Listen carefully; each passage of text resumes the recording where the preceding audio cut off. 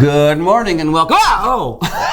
Wow, I guess I look good today. That's not Luann. Hi, Alex. Hi, Tim. Alex Parr is sitting in for Luann because she's sick. I'm sick too, but sick is. Do you also have a cold? No, I'm just cool. I'm sick, you know? So I'm not cool. That's okay. I'll tell you how uncool I am. All right. I don't know anybody who's nominated for a Grammy. This is going to be fun. Okay, the Grammy nominations are out. Best New Artist. Okay. Okay. I think I know two of them. Okay. I know three of them, I must admit. Okay, one is Billie Eilish. However, I've been pronouncing her name wrong because my niece's name is Eilish, spelled exactly the same way, which is Gaelic, I think, for Eileen. And but she pronounces it Eilish. Yes. Okay, so I know who that is. Do you know any of her music or anything like that? I think if somebody played a song, I'd say, oh, I've heard that. Do you know? The only song I know is her most popular one, Bad Guy, but it sounds like an accordion mixed with like dubstep at the same time at some parts. Okay. Pretty interesting. Can you sing it for me? No, you can't. Yeah, there she is. Yeah. She is the youngest nominee in the history of the Grammys to be up for 4 major awards. She's up for Record of the Year, Album of the Year, Song of the Year, and Best New Artist. How old is she? 17. She is 17 years old, and she's just made history. Grammy, 61 years. In 61 years, no one that has been nominated for all the. I mean, we've had. Lorde was 17 when she was getting the Royals. Yeah. But that was just Song of the Year. Taylor Swift was 20 when she took for Fearless Album of the Year. Okay. Louis Miguel, I think his name Miguel. He was a Mexican-American music category, Mexican-American performance. He was 14. Oh, what? Yeah, and you know who else was 14? Remember Leanne Rimes? I was 14. Leanne Rimes was 14 when she won Best New Artist. Whoa. But anyway, what were you those doing were all at 14? What was I doing at 14? When I was 14, I was performing as Oliver in Oliver, the musical, and also doing shows around town with my ventriloquist puppet, Rufus. Where's Rufus? We'll hear more about that later. Interesting you should ask. Okay, I'm curious. Because Matthew McDonald is here from the library, and we got a little story for you about what's going on with the opening of the new branch. That's how we hook you. Yeah. Okay, so anyway, so Billie Eilish is the youngest person to be nominated for the top 4 categories. Now, okay. Other new artists. Lil Nas X. I know who he is because he did the song that you hate so much. Duet with Billy Ray Cyrus. Yes. Okay. Lizzo. Do you know who Lizzo is? I do. I didn't know who she was until I saw her on some awards. Yeah, I think you talked about her on the show not too long ago, actually. Luann talked about her. Yeah.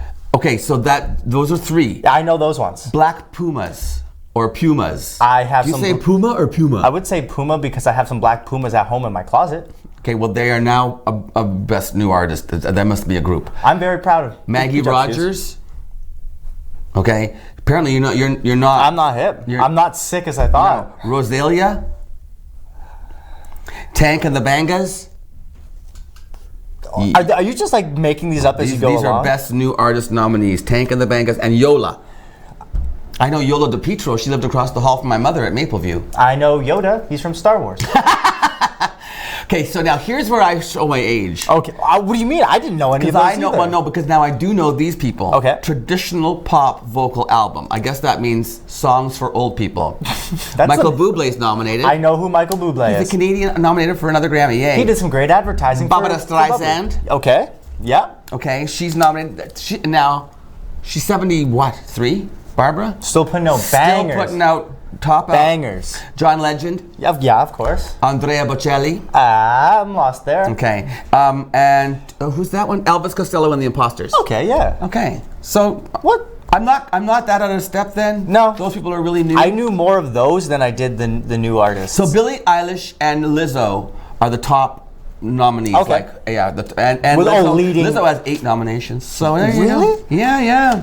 Isn't she under like investigation for copyright infringement? Lizzo is? Yeah. Is that what that's about? Yeah, she stole somebody's tweet. Somebody tweeted out and she used that as a lyric in her song. Oh, is that what? And now they're going after her for that. And I also think her song sounds like another really popular song from a few years ago. But I guess that's another story for another time. Lizzo. Halsey? Yes. Okay. Without Me is her song. Sure. She didn't do well, and she's not happy. She did a song with Khalid. And she also did a song with BTS. Yeah. And they didn't get a lot of nominations either. Now the BTS is that little pop from South Korea. Where are they from, Audrey? South Korea? BTS. Yeah, South Korea. Yeah. And she criticized America. What? Halsey did. She said because the U.S. is so far behind on that whole movement, and one day they'll catch up. Does she mean like that whole pop band? K-pop? K-pop music. I guess so. Pretty North Americanized, I thought. Not a lot. Not by the Grammys though. Oh well. So she was a little bit bitter. She told her fans, "Don't be angry." Well, Taylor Swift was excited. Who's on the Grammy staff? Like, who is the one that's like? Who does the nominations? Yeah. You know what? I don't even know. Oh. Well, I mean, if they're not young and hip, like me and Tim here, they probably wouldn't know BTS like we do. You know Patti LaBelle? It's a familiar name, but I don't know what she does. Voulez-vous coucher avec moi? You can't say that on TV. Yes, I wasn't singing it to you. And then she also said Lady Marmalade. That was the original Patti LaBelle and the Bluebells. Okay. She was the flower, and she was unmasked last night on The Masked Singer. There she is. Bum, bum. We all knew all along. Did you? Yeah, and I'm pretty sure the leopard is Seal, but we'll wait and see. Yeah. Did you just spoil the show? No. How confident are you in that? The leopard is Seal? I know his voice, and I'm pretty confident that that's Seal. So, is there a special day today? Lots of special days today. What is it? What? National Stuffing Day, and I can get this because this is derived from an American website, but Thanksgiving's not for another week, so. In America? Yes. Okay. So that one, I don't count that Rural Health Day? Yeah, get your health. Rural health? Yeah. Get your farm healthy. Yeah, sure. Okay, why what not? else? Red Mitten Day. What's that mean? Red Mitten Day. You get to wear your red mittens? Yeah, I do have red mittens. They're really picking at straws today for these I don't ones. need mittens. It's +4. Yeah, and Gingerbread Cookie Day? That's a good day. It's a little early, I think, myself. Stop it. Let's go celebrate. Do you like your gingerbread man hard or soft? Hard gingerbread man, soft. Give me something to chew on. I like them soft. Sink my teeth So into does something. Luann. Okay. And American Smokeout Day. So Americans stop smoking, but Canadians open those packs. No! Finish it by the end of the show. Stop it! This message has been brought to you in part by On TV. No. And no vaping. Oh, no vaping. Smarten up. If you watch the news later, you will also know no vaping. Full show today, Alex Parr. Full show today. You've got 3 interviews today. 3. I've got with a new young author in town. She's on the show first. Ayla is here, and then also I went to St. Mary's College and did an interview for their upcoming Christmas production, just in the nick of time. Sounds like a lot of fun. It does. And then Matthew McDonald, as I mentioned, is here for the new public library. They have a new branch opening up, so we've got some exciting news there. And speaking of exciting news, you're handling the news today. I'm handling the news today, of course. Lou's not here. So we do talk a little bit about vaping, and we do talk about something that has been draining me so emotionally and physically, the Toronto Maple Leafs. I just need my time. Good for you, Sheldon Keefe. Former coach of Stu Greyhouse now gets the job. The Leafs suck. Okay. So bad. That was his opinion as well. So Alex has the news, but he won't be opinionated. No, of course Plus not. the full show. So stay with us on Mornings with Luann and Tim and Alex Parr.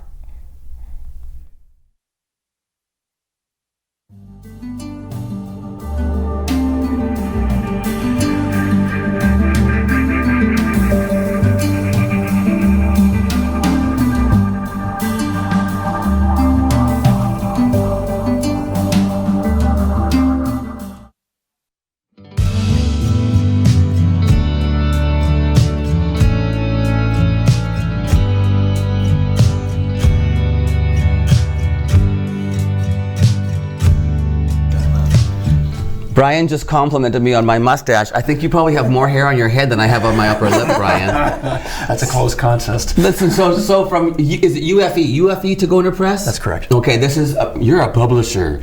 Brian Davies, and this is Ayla Worth. Nice to meet you, Ayla Rose. So Ayla, you are only 18 years old, and you are about to launch your first published novel. Yeah, well, technically a serialization, but Serialization. Okay, so let's back up. Let's start with Ayla. You're 18. You're from Sault Ste. Marie.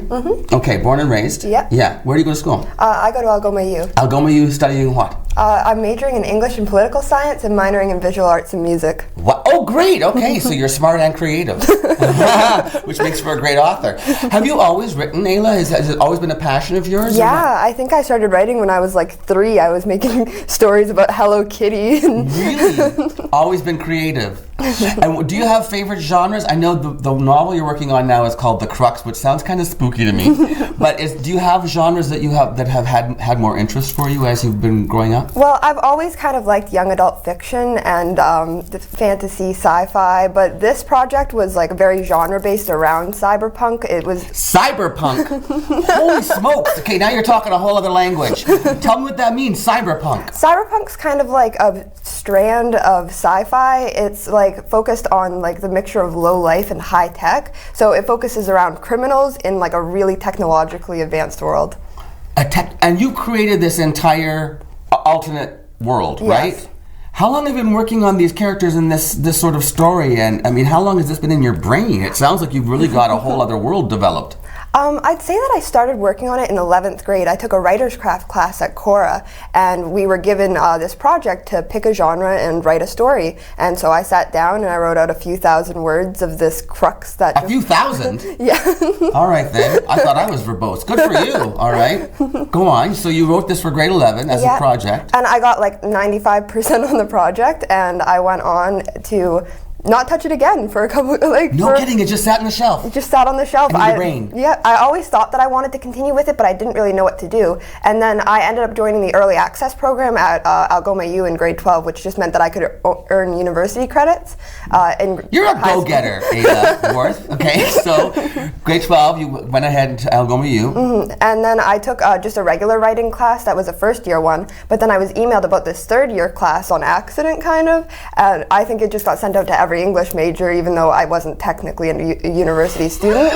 Okay. So then I read this description, and they're bringing in this like New York Times bestseller author Amanda Jernigan, and they it's like a 2-week seminar course to learn more about creative writing and focus on one project. So I emailed the head of the English department, and I'm like, can I please take this third year writing course? I'm 16, 17 years old at the time, and he said, yeah, you seem like a great fit for it. Oh my gosh! So I took this Crux project and I revamped the entire thing. I wrote another couple thousand words. I gave it to my... Wait, so you got to actually go to this workshop with the New York Times bestselling author? Yeah. What was that like? Oh, it was insane. Inspiring? Yeah, she was amazing. She was so helpful, and she taught us all so much. It was Really? such a wonderful environment. So that sparked you to keep on going again. And okay, cool. Then what happened? This is a good story in itself. And then she was really supportive. Everybody read my story and just loved it. We were supposed to give each other critical feedback, but everybody was just super nice. Wow. And she said that she believed that like I really could do something with it if I kept working at it. So she gave me like a 95% again on my final project, which was really uplifting. So I went afterwards and reached out to the Facebook group for the Silverleaf Writers Guild. Silverleaf Writers Guild. I had them on the show. I think they started up in Timmins and they opened a branch here in Sault Ste. Marie just about a year and a bit ago. A year ago last summer, I think. We had a meeting about a week and a half ago. Oh, did you? Yes. So that's how you met Brian then, through the Silverleaf Writers Group Facebook page. See, but you took the initiative. That's a really... This must have been really, when you heard her talk and heard about her passion, right, Brian, did that and make you realize that this is a real... My enthusiasm, Tim, for Ayla's project and her craft is exactly your enthusiasm. When I first read it and See, I haven't read it yet, so this is... and spoke with Ayla, I went, wow, this is a terrific story. It's not only a terrific story for a emerging 18-year-old talented person, it's a terrific story anywhere, in my estimation. And hence, we've taken it ahead and very, very excited about the prospects of the Crux being a very creative success and a commercial success too. But an innovative, the way you're launching this and the way that it's going to be sort of, well, I'll let you explain. So explain, or whoever, how are you unrolling this story, the Crux? It was always my ambition, Tim, that when we established our UFE Tagona here in the Sioux, which was when, Brian? In April of this year. Okay. Yeah. My wife, Marianne, and I bought a home here. We always planned to return here. Marianne went to high school here in the Sioux. We were married here in 1983. Wonderful family and friends here, and it was always the ambition to live here. Welcome back. Yeah, it is a great place to live, and it's a great place to be a publisher, because the Sioux has boundless talent and creative people in this city. And from sort of that inspiration, it occurred to me that there were ways to do books differently. Okay. And for somebody such as Ayla in her position, what is the first thing that she wants to do as an author? It's to get the work published. Right. And dealing with a traditional publisher, where the publisher acquires the rights, pays royalties, and really takes control of the intellectual property. What I devised, I didn't invent it, but maybe refined it a bit, and that is that Ayla publishes her work, and she and I work out through editing and the serial segments and format.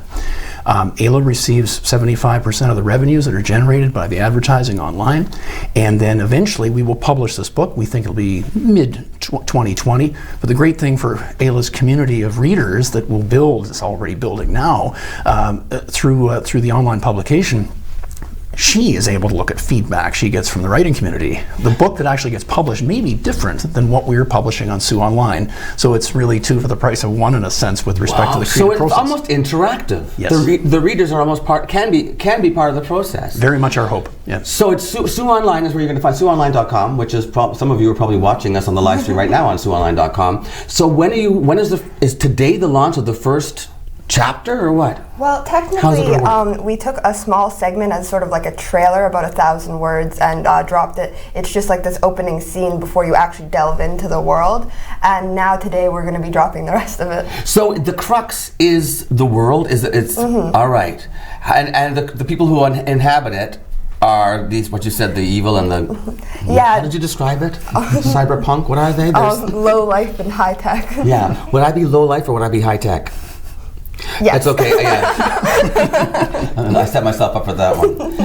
Okay, so and the final goal is to have this published in 20. Well, it'll be published by. We're estimating to be published in June 2020 here in Sault Ste. Marie. And just to tell you and your viewers, Tim, the amazing power of social media that people, if they didn't recognize it right away.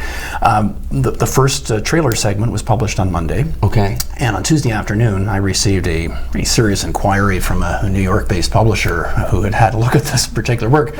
Nothing, of course, cast in stone, but they asked to please keep them up to date with respect to progress, and that's one of the reasons I'm so excited for Ayla's prospects here. Ayla, it sounds like, I mean, from the moment you've created this, it's had some sort of a magic attached to it that people are just, they are drawn to it, and they see your talent in this piece. I can't wait. Okay, I have to go now because I'm going to read the Crux on SueOnline.com. How exciting! I want you to come back, okay? As we progress, as we go through, and let us know how it's going and what the response has been like. And you, by all means, read the Crux and contribute. Get involved, Brian. Thanks very much. Great concept. I look forward to seeing you again too. Thank you very much. Okay, we'll be back with Alex right after this on Mornings with Luann and Tim.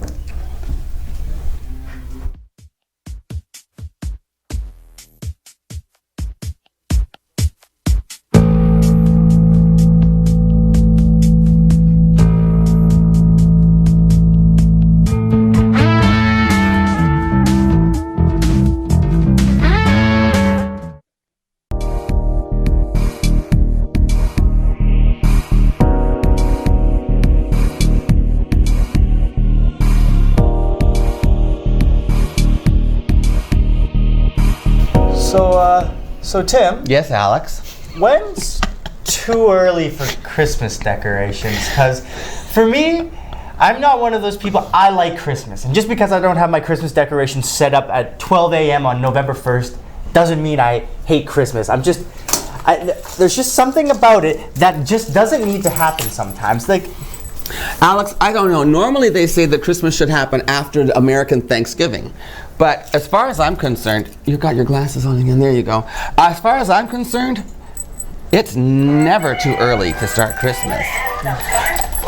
Never? Never. Never too early to? It's never too early to start Christmas. This is how I feel when I'm in the studio, regardless if this is on or not. Now listen. Honestly, I think I would rather wait until after American Thanksgiving. It shouldn't affect us. But on the other hand, I got to admit, last night I was driving around and it's the houses all decorated. Yes. It makes it look, this time of the year when you tend to get snow and then the snow melts and things get gray and black again, it is kind of nice to have the festive lights and stuff. So. But I guess that's So when do you think is the appropriate time to decorate? December 1, take down by January 1. On the night after New Year's, Well, no, that's not necessarily the night after, but like if it's still up around New Year's, right. I think that's fine because it falls in the holiday. But none of this stuff where the tree stays up until like February. Oh. No. Oh. If you do that, I have a question for you. Fire. LA Lakers. LA Lakers. Are they a good basketball team? Are they ever? But guess who beat them? The Who? Toronto Raptors. Hey. Let's go. Did you happen to see the video of, because they have the Laker girls? Oh. Okay. The You're Laker well girls. aware of the Laker girls. Of course. So I guess I have two new favorite Laker girls now. Who are they? James Corden and Rob Gronkowski. So the Gronk. The Gronk. Look at this is what they did. Look at this. Get it, James. Look at James Corden. And you know who else joined them? Venus Williams. Really? And a comic named Ian. Look at Gronk. Look at him go. He is so good at it. You should see his kicks too. Like he's 6'6", Alex. Yep. And when he kicks, his legs go. So yeah, it was Venus Williams, James Corden, Gronk, and Ian Carmel joined the Laker girls. How much fun is that? That Rob Gronkowski, man, you've got some moves, dude. He really seriously did. He's got We're some going to see him on moves. Dancing with the Stars soon, I'll bet. He'd be a good one for that. Gronk, listen to me, man. Go. Have you heard of flirty dancing? Flirty dancing? No, but would you like to try? Alex, it's this really cool thing. Okay. Two people learn choreography separately. So let's pretend, Okay. I've never met you before in my life. Okay. I have rehearsed a dance number. Okay. By myself. You have rehearsed the same dance number by yourself. But the other half of that. With the other half of our choreography. We've never met before, and suddenly the cameras roll, the music starts, and I see you, and we do the routine that we've learned separately, and we've never met. And it's a thing. Do we have any video of flirty dancing, Michael? Did you find it? Cool. No. That would be kind of like a cool TV show. Check it out on YouTube or whatever. Google flirty dancing. There's two guys are choreographed. And you watch them do this, and the looks on their faces, like they can't believe it's happening. It's so flirty dancing. Check it out. Are they like kind of romantic, intimate dances? Well, they do touch and stuff. It's flirty. Oh, yeah. It's flirty, right. but nothing really dirty. But they do rub. Yeah. Ooh, I'm going to show it to you on the break. Okay. And when you come back, you can tell us what you think of flirty dancing. And then we'll do our dance for the audience. We'll do our flirty dance. That sounds like a plan. But first, we have to get serious. Oh, God. Okay. I'm ready. You're going to do the news. Put on your news face. Good boy, Alex Parr. He has the news coming up after this, and then we'll flirty dance.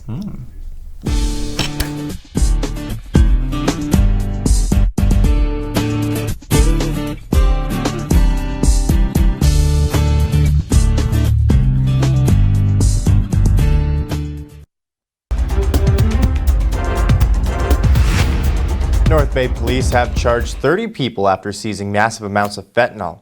The total amount of criminal charges laid is 106. It all began when meetings between members of the police services determined that many suspects involved in the distribution of opioids and methamphetamines were not bound by a specific geographical area in the Nipissing district.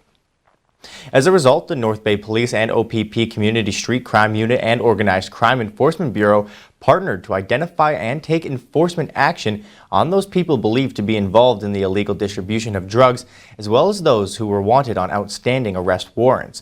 Police officials say the initial enforcement is centered on drug distribution in the downtown core of the city of North Bay. This enforcement increased not only arrests, but also interactions with individuals, resulting in several other open investigations being solved by way of criminal charges. The 30 people charged are from North Bay and area, West Nipissing, Hamilton, and Quebec. Police add that these arrests have taken a big chunk out of crime action. An Ontario teen who was put on life support with a severe vaping-related illness may be the first documented case of a different form of damage linked to e-cigarettes, according to a study published Thursday in the Canadian Medical Association Journal. The study suggests the teen's condition is more in line with popcorn lung, named for factory workers who developed lung disease after breathing in heated flavoring, as opposed to the illness that's been dubbed E-Valley.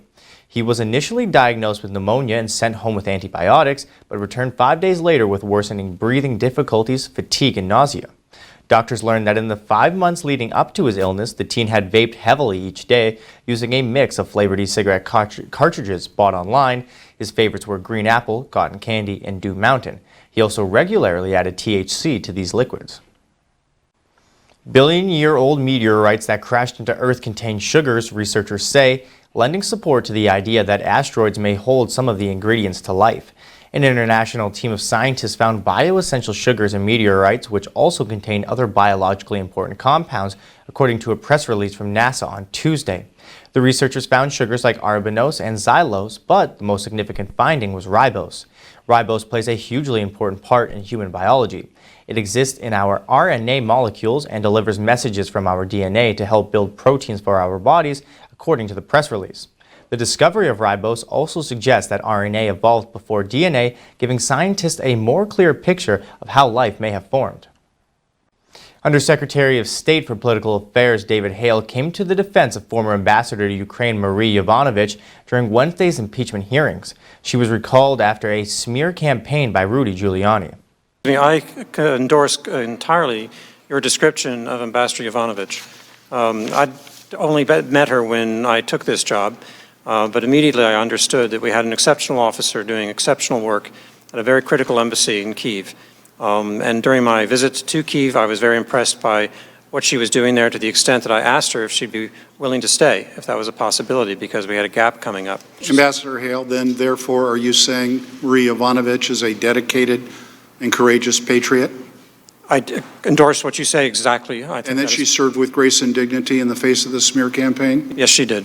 And that what happened to her was wrong?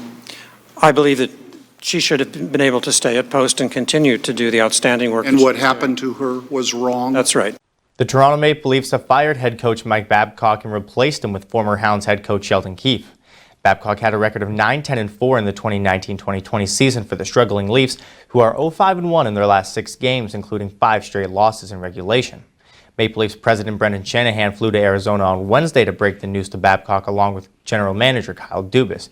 Shanahan said that he felt he should be present as he had hired Babcock.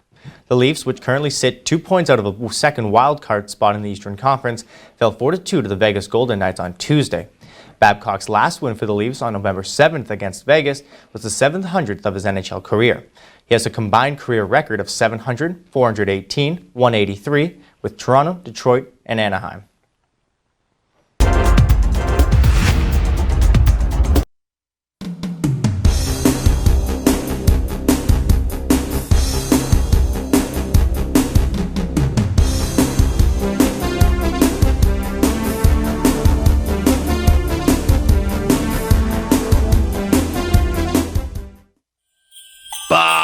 Humbug!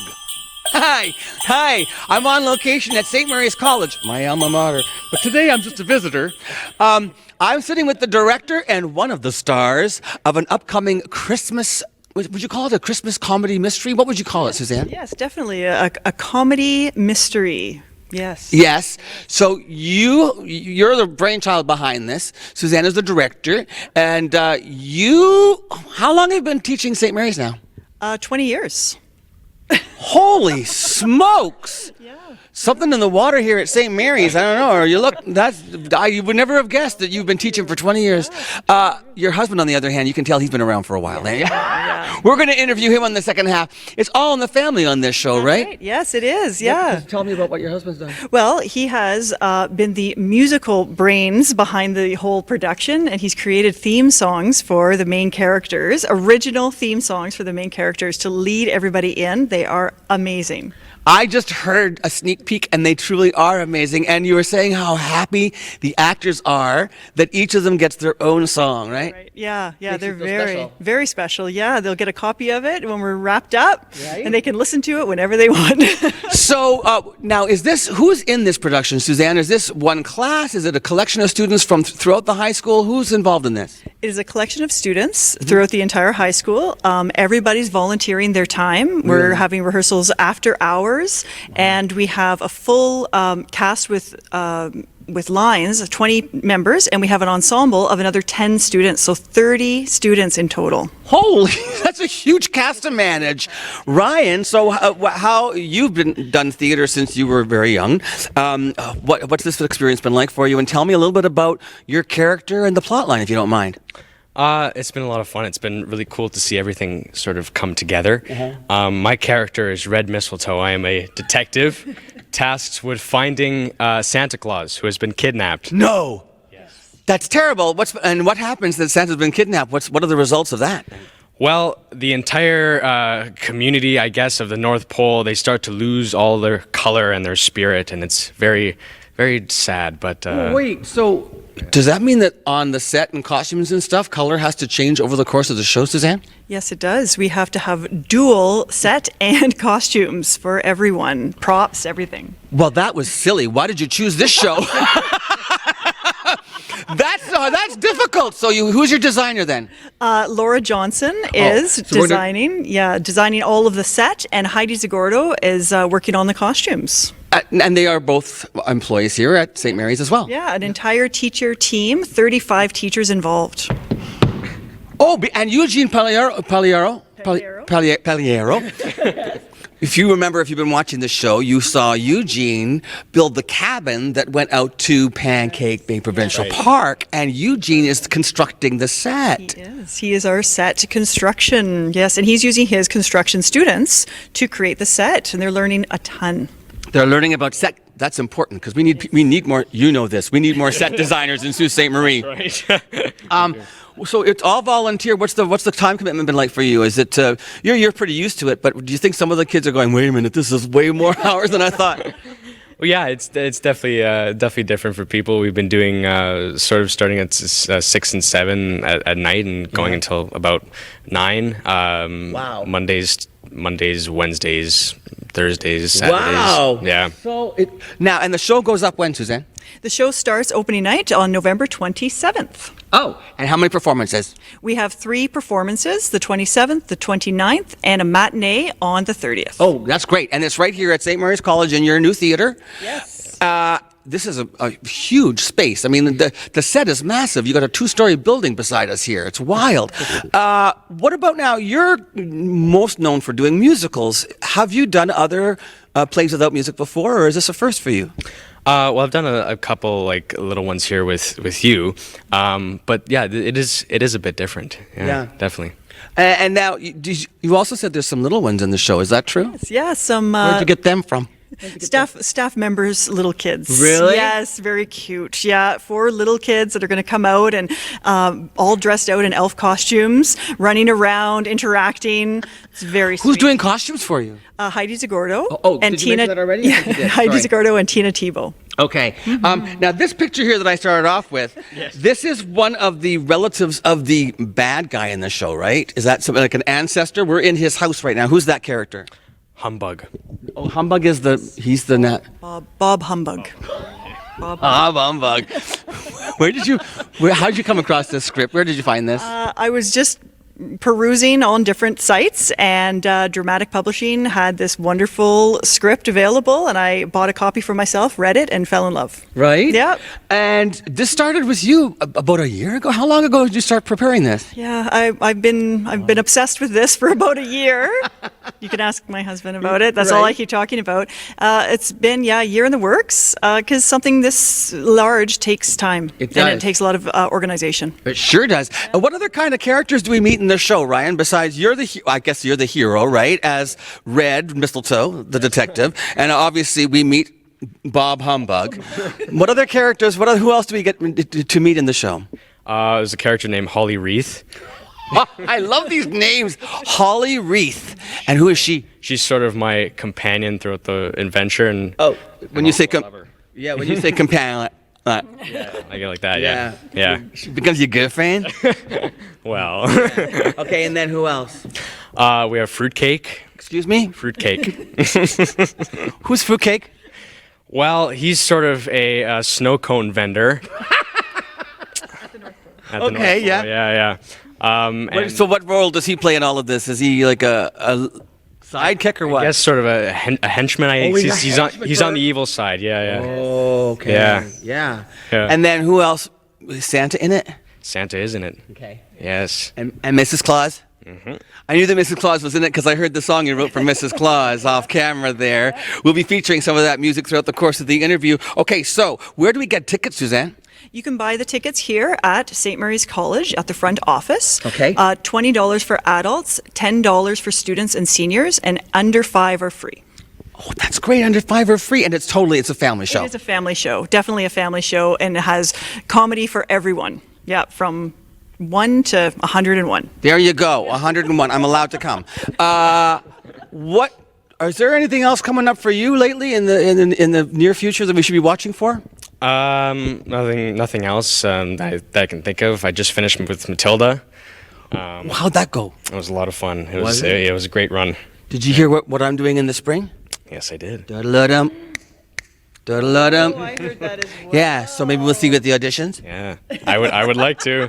I'll do it. If you have time, okay. Yeah. All right, listen. Now we're going to magically go with some of the custom-written music, the original compositions for, what's this show called anyway? It's called Just in the Nick of Time, a Detective Red Mistletoe mystery. I think I asked that just in the nick of time. I started the interview and didn't even know what the show was called. Nick, see, that's funny, just in the nick of time. Right. Okay, listen, Red Trench Coat, thanks for being here. Now we're going to segue and we're going to talk to the designer, Yes. Laura Johnston. Johnson, yeah. Johnson, and we're going to speak to your husband, and his name is? Marty Frolic. Thank you very much, Suzanne Frolic. Thank you very much, Ryan Morrow. Here we go. We're transitioning. It's the magic of theater. All right, so now we're talking to let's see, Marty Frolic, composer, musician extraordinaire. What's your musical background, Marty?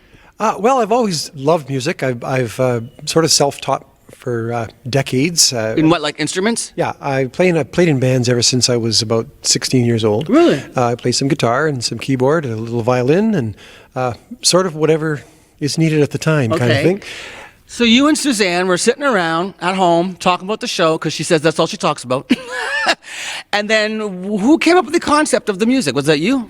Well, we knew we needed music because we're dealing with a show that's addressed to, it's a family show for kids, and you got to keep kids excited. So, you know, we didn't want silence. We wanted transitions to have action and noise. And so rather than, at first we thought, well, Christmas carols would make sense. And then we thought, well, why not have a musical theme for every major character? Right. So that once you hear the music, you link that, then suddenly it's another sensory perception of what's going on, you know? That is so clever. I think sometimes that might be done in like, what do they call those at Christmas time? Pantomimes. Yes. I think sometimes pantomimes use that theme music as well for characters. And you're right, the children in the audience, and even the adults, then can relate to, oh, here's coming on stage again, here's the bad guy music, right? Exactly, yeah. Well, that's right. fun. What did you use to compose on? I used a synthesizer mostly that I have at home, and you know, spent a couple Sunday afternoons going through their little 2 or 3 minute bits because we don't need much. Yeah. And ran them by the director, and they passed. They did. Now, so did you actually sort of see the characters, meet the characters, get to know the characters before you composed the music, or did you just go based on what Suzanne told you the characters were about? No, I read the script because I wanted to sort of get a feel for who they were and what they were about, and you know, I drew on certain themes. Like for Red, the detective, I kind of thought, you know, how about a Pink Panther sort of Malcolm P.I. or Magnum P.I. kind of feeling, you know, so that kind of thing, and just tried to put something together. And then the bombshell one is kind of like this vampy. The femme fatale, yeah. So she's got this, you know, it's kind of a little bit of a dirty saxophone, and just kind of feeling a little bit. And then Mrs. Claus is all the happy little. Bells and you know, happiness and joy and. Now, and there's a chase scene too, which I heard your chase scene music was so much fun, and you can't have a great chase scene without good music behind it. Otherwise, it's just a whole bunch of people running around the stage, right? Right, exactly. So we thought, what's a good tune? So we picked Sleigh Ride, and then we sped it up, of course, and made it sound a little bit sort of, you know, bluegrass, back hills of Kentucky, banjo, and well, I actually thought for inspiration, I thought of Benny Hill, which is full of chase scenes. So that actually works all together. Yeah. Now, the other thing that you talked about was how the music is really helping with the actors in their business on stage. Because Suzanne's gotten really creative with what she's done with these elf characters. Can you talk a little bit about that? Yeah. So the play requires a complete transition from a colorful rainbow stage and set to black and white as the mystery of Christmas is gone. And so doing that, of course, has to be in a transition. You know, you could, I guess, split it at Act 1 and Act 2, but we wanted a transition. So we needed the ensemble, which are all the elves, to have a big part of that. So part of what they do is they're milling about and they are making tiny changes to the set as things go. Wow. Which means we had to open up some of the scene changes, make them a little bit longer, and incorporate this, which is where the music, is the perfect cover. So it really becomes a whole other element of the show, the scene changes and the music. Yeah, we basically wanted a soundtrack. You know, we wanted it to have the visual. We should mention also that Laura was going to join us for the interview, but she was unavailable. But this is all great design work on her part, and once again, working with Eugene and the other teachers and the students and making all this magic happen, right? Absolutely. The set and the design was a huge challenge because of what has to happen in the set. And in many cases, everything has to be duplicated twice. Wow. So, and then figuring out how to make the transition, right? But so clever to use the actors to make that happen over the course of time so that it's not like a boom transition. It's suddenly before you realize it, there it is, right? Very subtle. That's what it needs to be, yeah. Sounds like an amazing show. But 3 performances. Will you be performing for any of the students students at St. Mary's as well. Will there be any performances for the kids here? I don't know about the students here, but there will be a performance I think it's Thursday afternoon, where we're going to invite some of our elementary school kids to come in and see it. Oh, that's fantastic. So once again, the dates 27th, 29th, and 30th? That's correct. And the matinee performance is on the 30th? Yep, that's a Saturday. And the tickets are available right here at St. Mary's College? Yes, they are. Okay, and if you want more information, you know what? Just get a hold of somebody at the college. Call the vice principal, Mr. Zopp. He won't mind. Sure, call Mr. Zopp. He's a little busy. Don't call him. But anyway, no. If you need any more information, St. Mary's College is the place to be. We're both graduates. We are. Yes. Yeah. A few years apart. I'm older than you. We'll let them guess as to how many years. I'm older than him. I know that's true. Anyway, hey, congratulations. Nice that you guys are all getting involved in this family affair, and also the whole school getting involved on different levels. So, well, thank you very much, Tim. All right. Happy holidays. And same to you. Okay, so there you go. Get in the Christmas spirit and join all the kids and the teachers at St. Mary's College for In the Nick of Time. A red mistletoe detective mystery. What he said.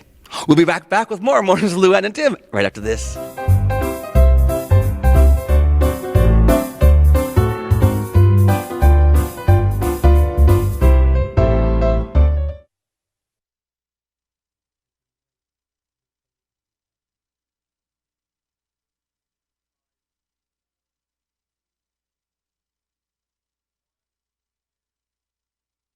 Welcome back to Mornings with Luann and Tim, and joining me now from the public library.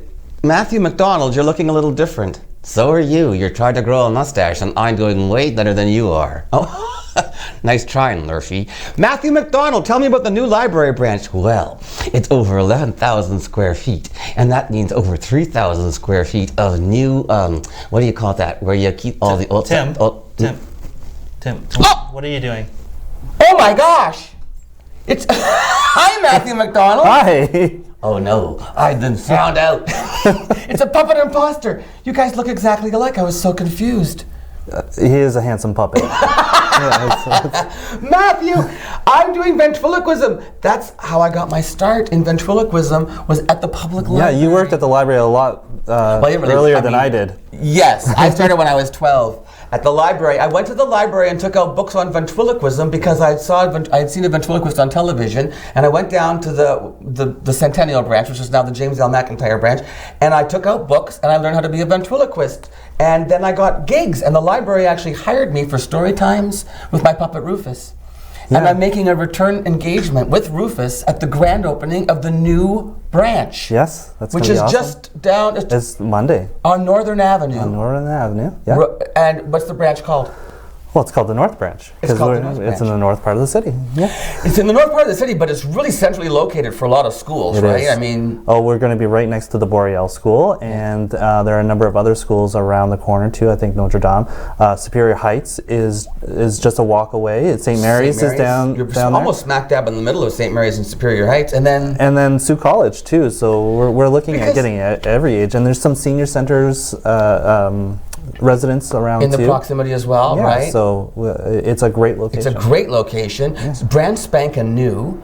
We've got some lovely photos that Michael can bring up of the interior. Lots of open space. Yes. Here's the computer banks. I'm guessing, how many of these do you have that you can see? There, I think we have 6 there, and then there's children's ones as well. Hey, right on. And what's the next picture, Michael? Theirs is a children's section area? That's our children's area. That's center in the library, and that mural was actually done by one of our library staff. No kidding? Amanda Turco. She is also an artist, so we commissioned her to do that, and that one really represents Northern Ontario. It's a fox and all the flora of Northern Ontario. Beautiful. And we'll talk a little bit more about what's going to be in the children's section. I know that something is moving up there that's very exciting. Yeah. This more common area, desk area? That is actually going to be in our youth area, and that's going to be our Sioux Creator Studio. Okay, the Creator Studio is going to have what kind of equipment? Well, it's going to have computers with softwares for doing videography, photography, editing, graphic design. It'll have a vinyl cutter. Eventually it'll have a 3D printer. We have a green screen for there too, so they can,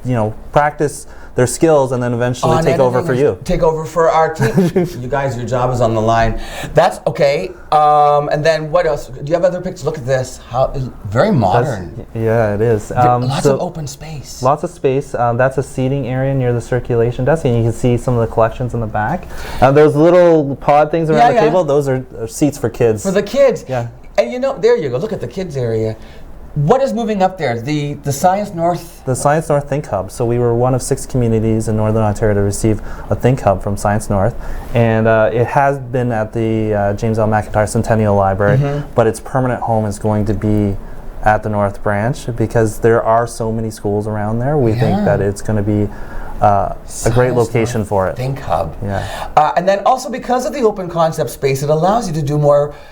The library has really become a community hub. It has, yeah. And it's not so much like these aisles and rows of books. It's very, very open. You do a lot of programming where it's interactive. People are gathered around. It's conversational, and this allows for that, right? The design. Yeah, the design. Yeah, it does. And there's 2 rooms. You said 2. We have 2 program rooms, which will expand our ability to have activities going on at the library, whether the library run or we'll rent them out to community organizations as well. Right. And maybe a few birthday parties. We'll see. Right on. And there's open space too for people coming in if they're doing study groups. But there's also a quieter end of the library as well. There's a little fireplace we put up there where our periodical shelving is, and it's a beautiful space. And not only that, you're making Kevin Moraglia very happy. Kevin he's the archivist. Yeah, What's his title? Archive technician. Archive technician. So it's over 11,000 square feet for the new building. Yep. And 3,000 of that is much needed. Sorely needed. Look at, there's the exterior shot. It's gorgeous. That's a rendering, I guess, is it? No, that's an actual photo. That's an actual photo? Yeah, that's an actual photo. It's gorgeous. Okay. Oh, it is. Look behind. It's behind me too. So listen. 3,000 square feet. Tell me about this and where the funding came from, because I know you wanted to thank some people. Oh, I need to thank the government of Canada for the archive space, because they gave us $270,000 from their Cultural Spaces Fund for high density shelving and some of the construction costs. So that actually enabled us to expand our collection. So we have capacity for about 300% more than what we had before. Whoa. So that's really key for growth for the archives. We have plenty of space for growth now. And another really important factor for us having that archive in that facility is it was housed in several different locations at the Centennial, and we just had a flood. When we had a big rainstorm. Yes. And the water actually entered 2 of our conservation rooms. Oh my Fortunately, staff were able to attend, and we were able to make sure that there wasn't really any damage. Because this stuff is irreplaceable. This is irreplaceable. Precious. Yep. So, and viewing room, archive viewing room. That's new. That's new. Yes, we didn't have a viewing room before. And now we do. So if you're interested in looking at something in our archives, contact the archive technician. He'll put you in a little room and he'll bring the material to you. Brilliant. That's Kevin Moraglia. That's Kevin. He gets a new office up there too. Yeah. So all of this is happening on Monday the 25th. There's a grand opening. Grand opening. So the morning is going to be for the public, and then we are going to have an exclusive event for all our sponsors. I'm going to be there in the evening with Rufus for our. But anyway, and then regular hours Monday through Saturday. Monday through Saturday. Starting on the 25th of November. Brand new public library. Matthew, so exciting. Yeah. Come back with more news when you have it. I will. And I'll report back on how things went on that night. Well, I'm sure we'll do some coverage there as well. Excellent. Listen, that's it for the show. You and I are saying goodbye. That's it? Wait, all right. We're going to say goodbye, and we're going to say come back tomorrow. We hope that Luann is feeling better and that she'll join us for Friday. Meanwhile, enjoy your Thumb Slide Thursday. See you tomorrow. Bye.